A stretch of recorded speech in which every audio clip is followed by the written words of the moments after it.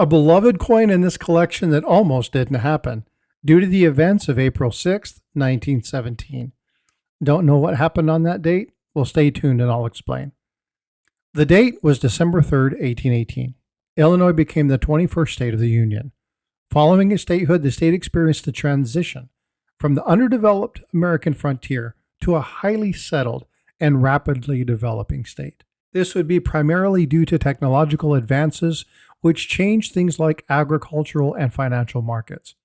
In 1820, a city by the name of Vandalia would become the state's capital, and 1 year later, the first chartered bank would be there. Now, this was very important because 3 branches would quickly arise: Shawneetown, Brownsville, and Edwardsville. Now, it was this growth in agriculture and finance that really put Illinois on the fast track to becoming a formidable state in the Union. But despite all of the advancements, there were significant issues within the state, and many of them started in 1800 in relation to Indian tribes and lands. Now, we've talked about this before when we talked about the Louisiana Purchase. The government in 1802 would petition lands to be removed and shift Indian populations. In 1803, the Kaskaskia Indians would be forced to cede nearly all of their Illinois lands to the United States. Now, this caused early tensions, and high tensions peaked in 1812, where the Potawatomi Indians and the massacre at Fort Dearborn.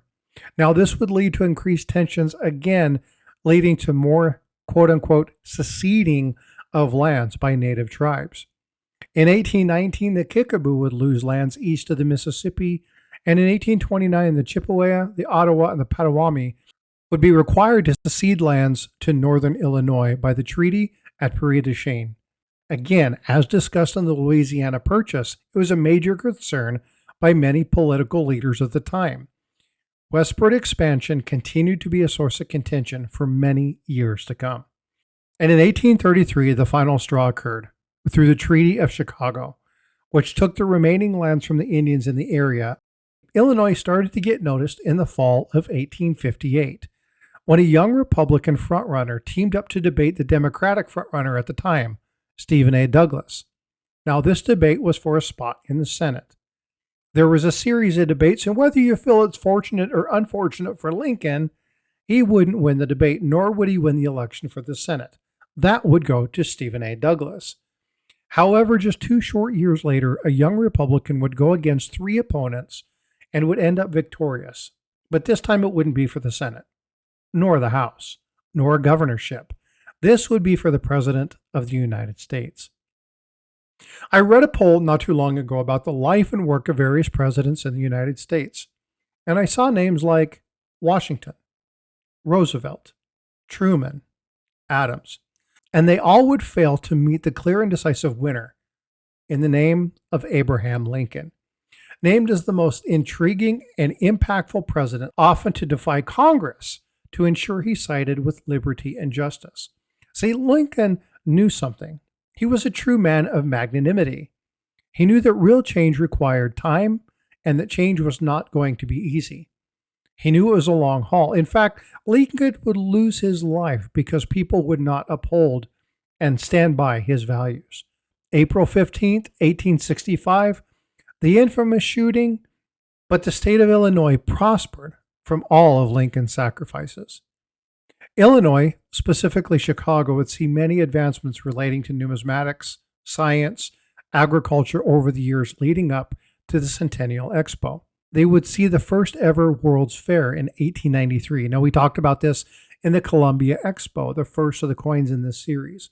Along with many other commemorative coins that would be issued during that time, it began to enamor collectors within the world of numismatics and semi-numismatics. In fact, 10 years later, a famous coin club would be started in Chicago, the CNS, or the Chicago Numismatic Society.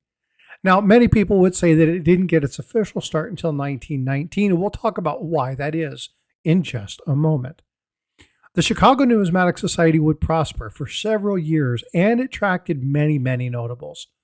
Virgil Brand, Frank Duffield, George Heath, and well-known dealers like Max Mell and Lyman Lowe. But there was one event that didn't just delay the official declaration of the Chicago Numismatic Society, It would also almost end the Illinois State Centennial celebration before it began. And that date, April 6, 1917, that was the date the United States entered into World War I. The nation's priorities immediately changed. With the nation's attention turning towards the war, things like festivals and revelry were somewhat, out of place. The focus would have to be on things like war bonds and the population densities and what we needed to do to ensure America stayed strong. We also needed to focus things on the Red Cross. See, questions abound to whether or not the centennial should even happen or not, and that question fell to then Governor Frank Loudon, who was asked to decide whether or not to proceed. Now, he, being mindful of all the burdens and the sacrifices that were being made, decided to make the call. He was intensely proud of the sacrifices in which the state had already made in its first years of statehood. He said the celebration would continue. Just a few short days before they started this presentation, Armistice Day would occur, which ended World War I. A great joy was in the air, according to Jesse Weber, who was the secretary of the Illinois Centennial Commission. In a chronicle, he wrote the following words: "The spirit of the meeting was one of exultation and thanksgiving, and the Centennial of Illinois had witnessed the close and frightful war which had been engaged and horrified the world for the past 4 years. A feeling of profound joy, the Senate began its second century with a new and brighter hope for 100 years of peace, progress, and fraternity." This Illinois commemorative coin would be created by George T. Morgan. And although the Illinois Centennial $50 is frequently referred to as the Lincoln Commemorative, it's one of the earliest silver commemorative halves. However, I want you to note something about this particular coin. The mintage was astronomical. 100,058 of these coins were initially sold, and like the rest of them to this point, they were sold for $1 per coin. Now, MS condition coins can be found relatively decent prices. For instance, if you want to buy one of these in MS62, you can find one for about $250. But if you're looking for something a little bit nicer, and let's say you want to go with an MS68, it's going to set you back a little bit more money. Well, maybe more than a little. See, an MS68 will set you back somewhere between $21,000 and $37,000. Out of all the coins in this set, I really like this one for one thing. Its representation of a true American icon, Abraham Lincoln. All right, ladies and gentlemen, my name's Frostbyte. Please do me a favor. If you haven't already done so, consider subscribing. Hit the notification bell so you can see next week when the next video on this commemorative series comes out.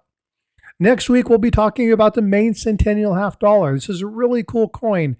It's a very simple coin, very nice, elegant design. And this one will be created by Anthony T. Francisi. If you don't know who that one is, go check out the Peace Dollar. All right, ladies and gentlemen, be well, be blessed. And you know what? I will see you next week. Take care.